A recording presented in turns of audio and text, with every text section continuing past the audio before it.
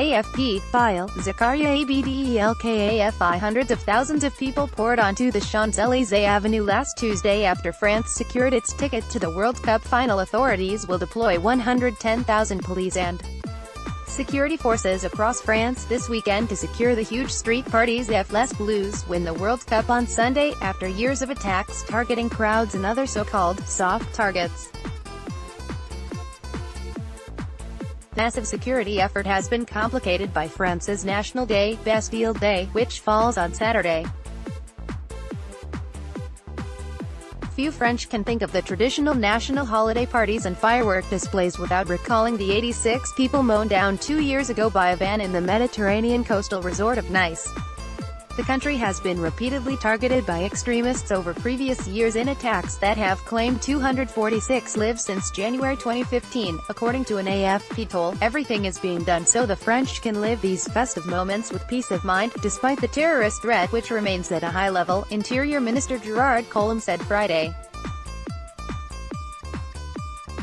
In Paris and nearby suburbs alone, a vast security effort involving 12,000 police is being prepared for the weekend, with an additional 3,000 emergency medical responders on hand. The goal is to guarantee that these events go off smoothly,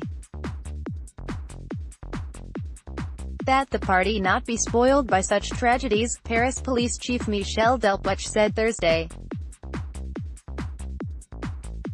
He said police forces had not faced such a confluence of exceptional events in the capital since July 12, 1998, when up to 1.5 million euphoric fans converged on the Champs Elysees after France won its first World Cup title. The following day saw an ecstatic parade for the victorious French team, fueling a burst of national pride that carried over into the traditional July 14th military parade along the most beautiful avenue in the world. Wide-scale operation, unlike 20 years ago, however, France now lives with the acute risk of jihadist terror attacks which have struck steadily since the massacre at the Charlie Hebdo newspaper in January 2015. This is an exceptionally wide-scale operation, Collomb said. We cannot mobilize any more officers than we do this weekend. The Bastille Day festivities kick off Friday night with firework shows and public street dances. On Saturday, a military parade and Air Force flyovers attended by President Emmanuel Macron will be followed by a pyrotechnics display near the Eiffel Tower, which is expected to draw tens of thousands of people.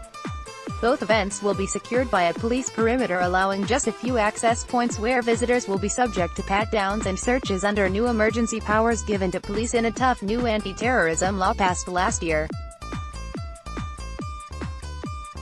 The Eiffel Tower will be closed to visitors for the occasion, and police requested this week that it be shut on Sunday too, when the World Cup final between France and Croatia will be shown on a giant screen nearby. A secured fan zone for 90,000 people will be set up for the broadcast, one of about 230 such zones across the country. We will stop letting people in when this limit is reached, Delpech said, urging fans to arrive as early as possible, starting at 1 p.m. 1100 GMT, in case of a French victory. Some 4,000 police officers will be on duty Sunday night in Paris, having already had a taste of what's in store after France secured its place in the finals on Tuesday night.